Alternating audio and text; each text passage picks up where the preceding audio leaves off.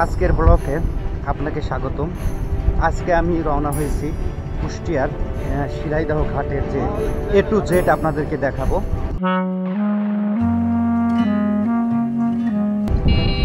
সময় একদম ধুলার একটা ব্যবস্থা করা হয়েছে।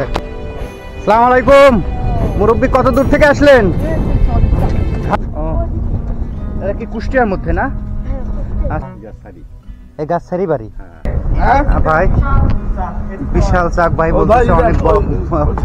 এই মাত্র আসলাম, এখান থেকে অনেকটাই নিচু, তারপরেও ওইখানে কোনো পানি নাই, কিন্তু এইখানে অলৌকিক ভাবে আমার কাছে মনে হচ্ছে যে এইখানে অলৌকিক ভাবে এখানে পানি রয়েছে। এর রহস্যটা কি?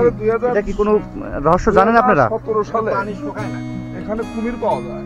কুমির ছিল, এই জায়গা কুমির ছিল বড়। এবং ইংল্যান্ডের একটা পত্রিকা, ইংরেজি পত্রিকা, আপনার এই কুমিরের ব্যাপারে লেখালেখি হয়। ইংল্যান্ডের পত্রিকা, ইংল্যান্ডের একটা পত্রিকা।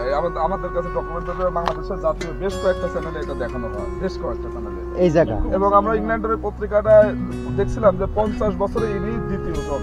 কলা, তো এই কলা বাগানের মধ্য দিয়ে যাচ্ছি। আসলে দেখতে আপনাদের মনে হতে পারে কোনো জঙ্গলে আছি আমরা, আসলে কিন্তু তা না। এটা পদ্মার গর্ভ।